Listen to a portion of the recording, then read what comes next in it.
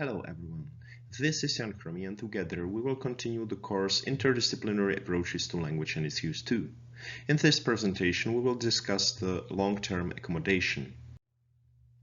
In the previous presentation we already discussed communication accommodation as a tendency of speakers to modify the way they speak based on the way how their communication partners speak. There is an open question whether this short-term accommodation may anyhow influence the language use in the long run. Peter Auer and Franz Hinskens, in their study The Role of Interpersonal Accommodation in a Theory of Language Change, introduce a model of language change which is based on communication accommodation. In their view, the short-term accommodation of individual speakers may lead to long-term accommodation. This would mean that if the speakers would constantly modify the way how they speak in the same direction, the modification would become their standard, common way how to use their language. From a more general point of view, the long-term accommodation of the members of the community may then lead to a language change.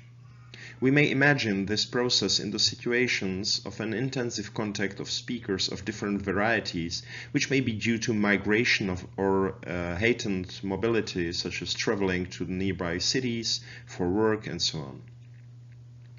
The authors thus say that it is communication accommodation which actually drives the language change. From a theoretical point of view, it seems to be quite simple. However, in practice, it is complicated to analyze long-term accommodation because the changes happen on the individual level and it is rather problematic to analyze these changes in real time. But there is clear evidence of long-term accommodation in speakers who spent many years in an environment where a different variety was used than their native one. These speakers may actually adopt certain features of this non-native variety and use them even when using their native variety. Importantly, such speakers do not typically simply substitute one variety with another, but they rather adopt some features and they are somehow resistant against others. In other words, the strength of accommodation may differ for different features. Various researchers propose various factors which influence it. One factor is the explicit awareness of the feature. We may predict that the speaker would adopt faster those features which he or she is aware of, which is closely related to the linguistic level of the given feature. Speakers typically adopt lexical units faster than phonological or phonetic features. Another factor may be frequency.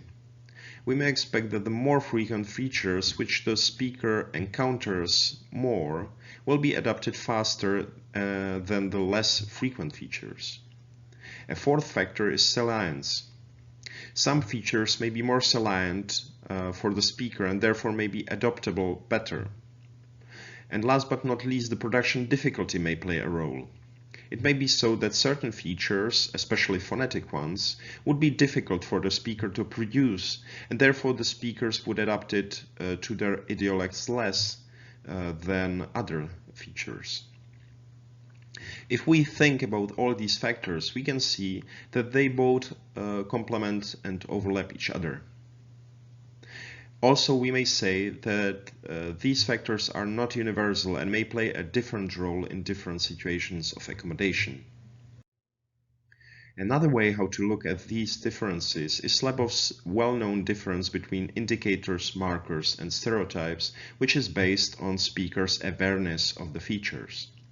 Indicators are variants which the speakers are typically not consciously aware of and which therefore do not take any social meanings. Indicators thus do not vary stylistically, but they vary only socially. It is something which is present in the speech of a speaker. Different speakers differ in the use of this feature, but they do not realize that. A second type of variant is the marker. In contrast to indicators, markers have a social meaning, and they are widely recognized by the speakers. They vary both stylistically and socially. In English, typical markers are plosive pronunciations like think instead of fricative think. The third type, distinguished by Lebov, is the stereotype. Stereotypes are variants which represent the speech of a certain group of speakers. Speakers are aware of them. Typically, stereotypes are negatively evaluated and stigmatized. This difference between indicators, markers, and stereotypes can be related to the process of long-term accommodation. We may, for example, expect that markers would be adopted fast because they are not necessarily negatively evaluated and speakers are aware of them.